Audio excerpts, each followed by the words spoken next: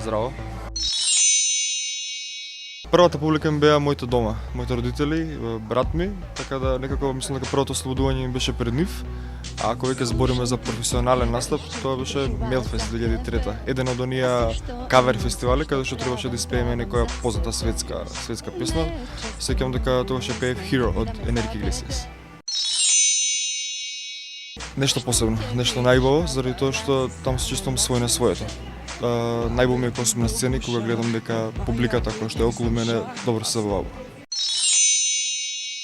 Не би можел да извадам ниту еден, само заради тоа што ова се фестивали на кои што сите имам настапувано. На Макфест имам до сега 2 пати. Првиот пат беше 2005 со мојата прва кантавторска песна Имам се. Настапив и 2008 со Пријател, песна на Дојчин и на Весна Маринова. На Охридфест го сметам за мој одскок во кариерата, заради тоа што настапив со Губам од себе, мојата втора кантавторска песна, текстот го напишавме заедно со Билјана. И освен второ место, тука некој тргна се. Би рекол дека многу влијателни луѓе на македонската сцена ме приметија и смета дека можам да постигнам многу повеќе, дури ден денеска вложуваат во мене. Тука некако и започнав соработката со Масевски. Првиот сингл се појавивме токму на Скопје Фест 2009 со Сила на љубовта. Не се појав повторно како автор. Не е дека не креирам се уште нови песни, сето тоа се случува во моето домашно студио, меѓутоа од Охрид 2008 мојата соработка со Александар Масевски токму тогаш започна и некако се обидовме да направиме албум кој што ќе биде авторска целина на Александар Масевски. При крај сме со целиот тој проект и се надам дека многу наскоро публиката ќе може да очекува и песни од мене. Имаше и нешто друго, меѓутоа нема да ви откривам се. Битно се поминав навистина убаво. Убаво беше искуството да се представува Македонија надвор од границите. И освоеното второ место беше само еден плюс за мене, а сите случувања таму ќе ви ги кажам.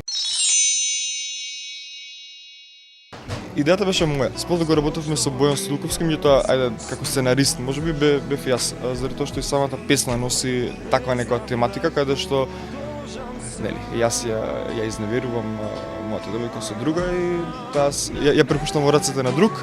Решивме да направиме малку интересна приказна со тоа што во спотот се појавуваат близначки. Претпоставам дека за многу мина тоа беше као нека се контраверзно, заради тоа што не се појавуваат близначки, па едната ја варам со другата. Меѓутоа мислам дека помогна тоа за многу поголема гледаност на самото видео. Претпоставам многу, заради тоа што некако наназад гледајќи со сите песни кои што ги имам до сега направено, стварно сакам некако да живеа најголем успех и слободно би можел да кажам дека тоа е мојот најголем хит, заради тоа што каде да одам, она по кој што ме претпознаваат се токму тој рефрен, да те сакам, да те имам, да те чувам. Не знам колку е контраверзна врската со Маја, заради тоа што ние комуницираме навистина добро, нашата соработка започна со тоа што имаме заеднички соработник Александар Масевски. Зависи за кого како е контраверзна. Хемија се случи пред се заради тоа што, би рекол на некој начин, новинарите или таблоидните новинари го бараат тоа. Многу пати не спојува, можеби заради тоа што заедно се имаме појавено на многу настани и некако им беше интересна нашата конекција. Решивме дека правиот одговор дали сме или не сме во врски или што има и како има меѓу нас, дека најбоље ќе ми го кажеме тоа преку песна, така да хемија е правиот одговор за тоа. Моментално сум, да се изразам соло. Имав соработка со две продукции. Соработував прво со Масевски Music, понатаму и со Горила.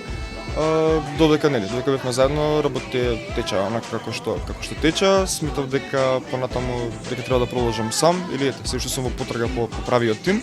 За сега имам луѓе кои што ми се пријатели, кои што ми помагаат за тоа да го произнесам онака како што треба, заради тоа што во шоу бизнисот не се може сам.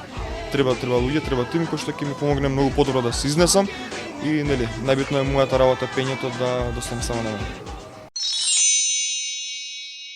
Јас сум Даниел Дан и верувам во себе. Верувајте и вие во себе и гледајте Believe.